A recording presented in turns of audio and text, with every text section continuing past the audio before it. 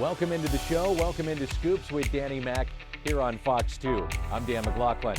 And tonight, we're talking baseball. The St. Louis Cardinals wrapped up their 6-game homestand with the Baltimore Orioles and the San Francisco Giants at Busch Stadium. And coming up, the Cardinals will be on the road to face the Mets and the Pirates. Then the Cardinals return home to face Toronto, Milwaukee, and San Diego. Coming up on the show, we'll talk it over with a former fan favorite here in St. Louis, and that's Rex Hudler. He's now working as an analyst for the Kansas City Royals, but when he was in St. Louis, he took the fan base by storm. A visit with Rex is later in the show. Nearly a third of the Cardinals season is in the books for 2022, and we'll take a look back at some of the top moments and plays that have already taken place, from Albert, Yadi, and Waino to some rookies that have made an impact already. We start, though, with one of the most respected writers in the game, and that's Ken Rosenthal of The Athletic. And let's bring him into the show. Ken, thanks for joining me. How you doing? You too, Dan. How you doing? Well, let's start with this, and I am doing very well. Let's start with Albert, Yadi, and Waino. This could be their final year. What are your thoughts? Well, that storyline alone makes them a fascinating team. And obviously they're a good team. Now the question is, and I'm sure fans are asking the same thing, how good? And a lot of it appears to lie with the offense, which to this point has been disappointing. But I know if Cardinal fans are paying attention, there are a lot of teams that feel their offenses have been disappointing. And there are a lot of questions about the baseball and how that is affecting things. And it's not an excuse necessarily, but at the same time, it's been a factor. And as the summer goes on, especially in a place like St. Louis that is quite humid, we'll have to see if the effects of the humidor are kind of reversed to what they are now. Let's get into this. When you talk to players, do they feel like they're playing with a different ball, inning by inning? They feel they're playing with a lead ball, not inning by inning. I wouldn't say that. I don't think they believe, for the most part, the ball is changing during the course of the game. They do believe this is a different ball, and it was designed to be a different ball. Last year, baseball announced before the season, at least to their teams, we're going to try a deader ball. Now, they didn't completely bring that ball in. They went about halfway because of supply side issues, whatever. This year, that ball is in full effect. Humidors are in every park as opposed to just 10. These are things that can have an impact and seemingly are. When you heard that Albert Pujols was coming back to the Gateway City, from a national perspective, what did you think? I thought it was really cool. And it's funny, last year after the Angels let him go and he went to the Dodgers, I was a little curious about how he'd react to that role, and yet he took to it, he embraced it. He was almost a different guy in the sense that that player we knew who was so intense, so tied up in every at-bat. Not that he's any different now, but it's more about team, it seems to me. I don't know if he would say it quite like that, but he embraced that role there, and certainly when he was a free agent and trying to get back to St. Louis, he knew that was going to be the role. And from the players I've talked to, I did a story on this recently actually, Goldschmidt, Arenado, these guys love having him on the team, and that is pretty cool. How about Yadi? Is he a Hall of Famer? Slam dunk in your opinion? Slam dunk in my opinion, not even a question, and catching is an extremely demanding position. We know that. It's not underrepresented in the Hall, but in the modern era, we haven't seen many go in. These are the best. And in my view, I don't care what Yadi hits. I remember when he came up, La Russa used to say, I don't care what he hits. Okay, he's done some things offensively, but the impact he has had on that pitching staff over the years, it's invaluable, and it's also immeasurable. So for me, first ballot, Buster Posey, first ballot, and I will gladly check their names. Ken, when I watch Adam Wainwright, I say he is the anti-2022 player or pitcher. It's soft contact. It's truly pitching. When you watch him and you see a ton of baseball, what do you take away when you watch Adam Wainwright? He's almost a throwback. Now, not to the old Adam Wainwright, because he's different than the old Adam Wainwright, but the way he pitches, inducing contact, not trying to blow everything by guys, that is an anomaly in today's game. Most pitchers, what they want is the strikeout. That is the emphasis that coaches have, that's the emphasis teams have. In free agency, anything you look at, they want swing and miss. He's not really swing and miss the way he once was, obviously, and yet it's kind of remarkable, not kind of, it is remarkable that he is still a successful major league pitcher, and hats off to him. I'm really curious about your answer to this next question. So what comes into the game next year? Banning shifts, pitch clock, what are we going to see? All of that. And maybe even something else that we don't really anticipate, though I think it's the pitch clock and the shift restrictions that we know for sure are going to happen. And it's interesting. You never know exactly how these things are going to impact the game. The idea with shift restrictions clearly is to juice offense. The idea of the pitch clock is not only to increase the pace of play, but also increase pitching pace and make these guys work in a little bit different way that in turn also could lead to increasing offense because it might fatigue them more. The roster limits we're seeing this year on pitching staffs just went into effect 14, it'll be 13 on May 30th. Same idea. And I like all of these things. There is some question about whether the shift restrictions will really have the loosening up effect that baseball wants. We'll see. But it can't hurt to see a guy hit a ball 105 miles up the middle and actually get a base hit on it, like it used to happen. Oh, for sure. So, final question here. I admire your work greatly in print and your contributions on television as well. I know you love this game of baseball. So, what's the best part of your job? Dan, honestly, I think about this every week. When I'm doing the Fox broadcast, I come in a day early. And on that Friday, before the Saturday game, I'm talking to players, coaches, anybody you can imagine. And that isn't the favorite part of my job. And the reason it's the favorite part of my job is because I'm around people, I'm asking questions, I'm always learning things, finding out things. And when we didn't have that access in 20 and parts of 21, I really missed it. So it's the people. The job for me has always been about people. And yes, I enjoy the writing, I enjoy being on television, but what I really enjoy is being part of a sport in which you get to interact, in my job, with scouts, agents, executives, attorneys, doctors, players, coaches, managers. You have all this variety of people, and it's really a lot of fun. Great stuff. Thanks, Ken. Thanks, Dan. Coming up, a look at the top Cardinals plays of the year so far. And that's next on Scoops with Danny Mac right here on Fox 2. Scoops with Danny Mac on Fox 2 is brought to you by Ryan Kelly, the home loan expert, Schnucks, Hudler Pest Control, Stratum Structural Systems, and Hair Saloon for Men.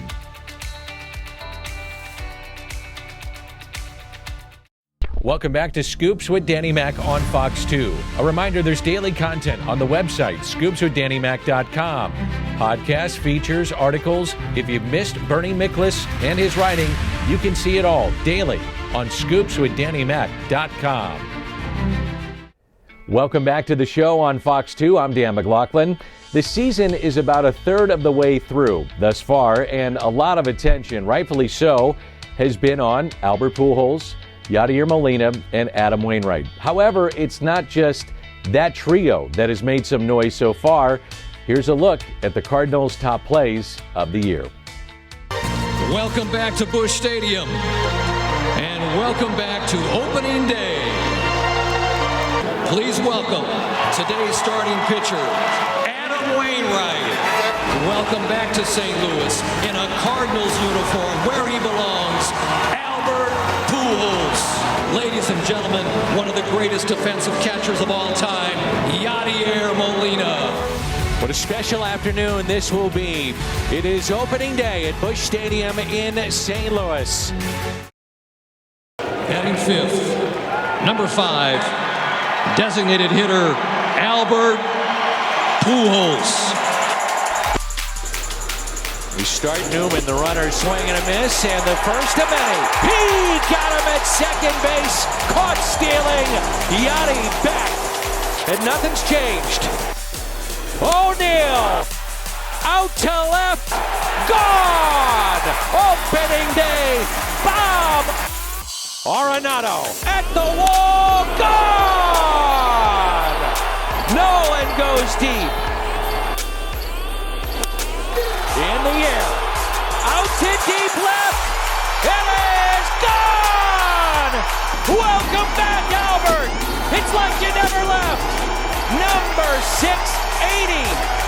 And he does it back in St. Louis. Pitch by Michaelis. Oh, yeah. Punch him out. Left side, backhanded. Arenado throws the stretch. Oh, they got him. Arenado with one swing puts St. Louis on top here in the ninth. Carlson over his head. An extra bases for Guillorme. He's thinking three. Throw coming in. Oh, my goodness. Holy smokes, what a throw by Dylan Carlson. Wow. Kisner hits it out to deep left. It is hooking. It is gone. It's a home run. Kisner, 3-run blast. Tommy Edman lifts a fly ball into right center.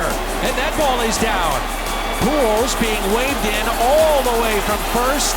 And Albert showing off the wheels. Bader hits it out to deep left. It's at the wall. Gone! It's gone! Little flare hit down the right field line. This will drop. Yepez has his first major league hit. Lined and oh, what a play. Tommy Edman and they turn two. Incredible play. Tommy Edman. Base hit into right, RBI number 1,000 for Yadier Molina. There's a drive. Deep right center, and this ball is gone! Right center, Juan Yepez. His first home run in the big leagues. In the air, deep right. It's his first in the big leagues. Brendan Donovan, first ever home run. 2-2. Swing and a miss. Blew it by him.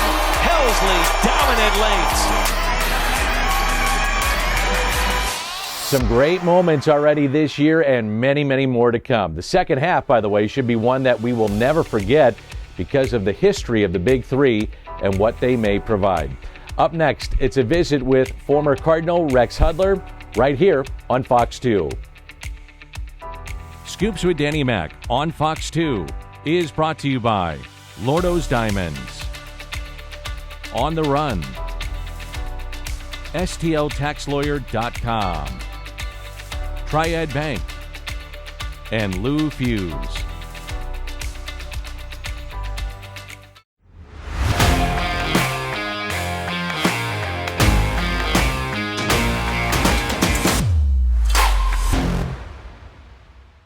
Welcome back to the show on Fox 2.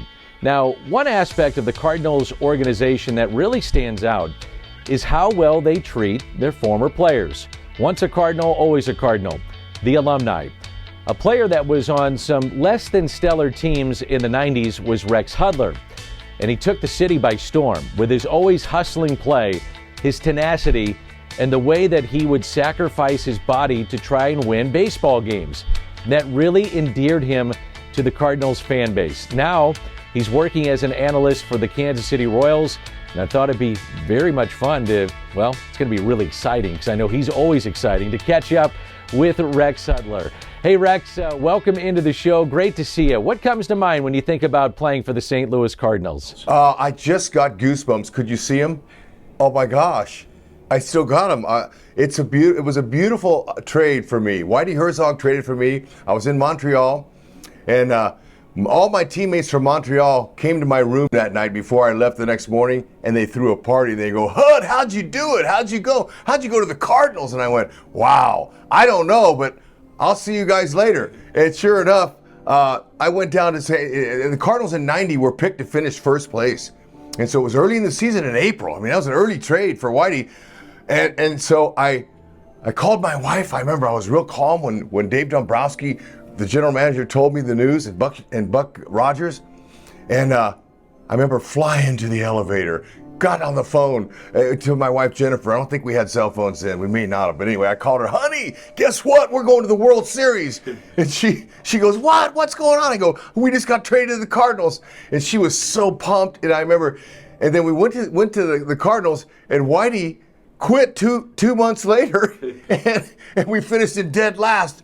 But for me, it was a beautiful trade because I got to experience the Redbirds on the bat, and I got to experience the crowd and what that feels like. And you know, I was always a hustling ball player, but coming to St. Louis, man, they made me feel like I was Ty Cobb, man. They made me feel, they made me feel like one of the Gas House gang. You know, and Red Shandies goes, kid, you'd be great in my day. So I got to sit on the bench. Now, you know, Jose Oquendo and Ozzie Smith were great up the middle there. So I was a second baseman. So Shandies put me out in the outfield, and I started playing outfield, and that was fun. And I remember making some diving catches.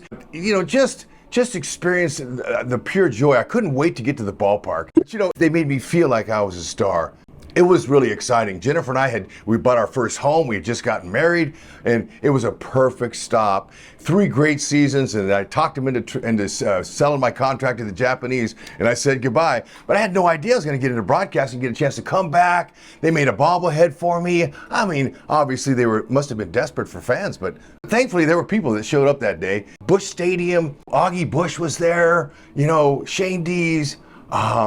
What's the name of the Grant's Farm? Grant's Farm.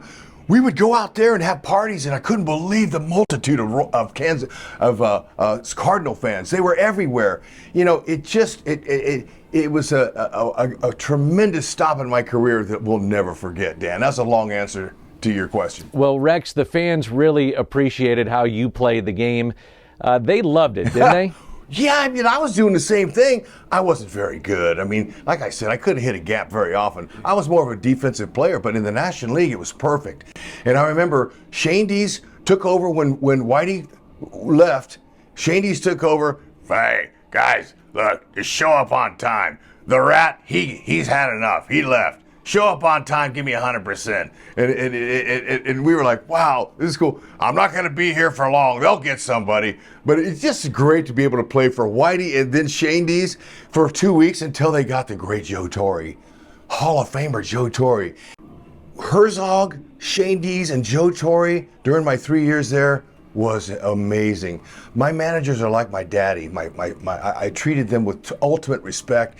But to be able to have played for those guys and to try to win games and leave some skin on Busch Stadium on that turf, I loved it. I remember cracking my head open on a wall on a catch I made down there, and that was when I was playing once a week. Joe Torre comes all the way out there, Gene Gieselman. They come running out there going, Hud, you got to come out of the game. I was bleeding, and I said, man, are you kidding? Frank Viola's pitching. You give me 1 start a week, Joe. I'm not coming out of this game. And he had to force me out. He goes, Hud, you're bleeding. Your head's bleeding. You got to come out of the game. And so I remember walking from left field, and before I got to the infield, the Cardinal crowd was like, they were cheering me like I was some kind of hero, and I couldn't help it. I took off running off the field because that's what I did. I never walked, and so I ran off the field, left Torre and Gieselman behind. I get in there, and the blood was just squirting out of my head, and Gene Gieselman, the head trainer, goes, kid, you can't run when you have a head injury like that. It's going to push the blood out. I don't care. Man, it was blood bleeding up. And the fans were like piranhas, man. They loved it. And that just pumped me up. The next day I hit a homer, a pinch hit homer. I couldn't wait to put on the uniform and to go out and play. And even if I was an extra guy, I was a part of the Cardinals. It made me feel like I was a special big leaguer. Okay, final question for you. Did you have a favorite moment? Is there one that comes to mind for you? Oh, man, there was a lot of great moments. I remember when I first joined the team, we were on the West Coast when they traded for me. And we were in San Diego. And this was at Qualcomm, the old stadium, when they used to have the 500 Marines on Sunday. They had all the servicemen all dressed in left field right over me. And I made a catch. Ed Whitson hit a ball down the line. And I remember taking off, running, looking at a run. And I dove into a gravel pit. And they had in their bullpen, and dirt flew everywhere, and gravel, and I had skinned up elbows and my knees, and I remember walking back. I saved a couple runs, and I walked back to my position. All those Marines were hooting and hollering for me, in the visiting ballpark because I had blood on my arms, and and it was beautiful. They'd had a couple buds, and they were up there, and I turned around and I saluted those guys, and I remember getting back in the dugout, and my new Cardinal teammates were like, "What the heck were you doing, huh? What were you doing out there?" I said, "Man, those guys protect me. Those men and women protect me. Why can't I salute them and give them a little love back, man?" Rex, thanks. Awesome to see you. Dan, way to go, bud. For the always excitable Rex Hudler and Ken Rosenthal from The Athletic, I'm Dan McLaughlin, and we will see you next Sunday right here on Fox 2 at 10:30 with Scoops with Danny Mac.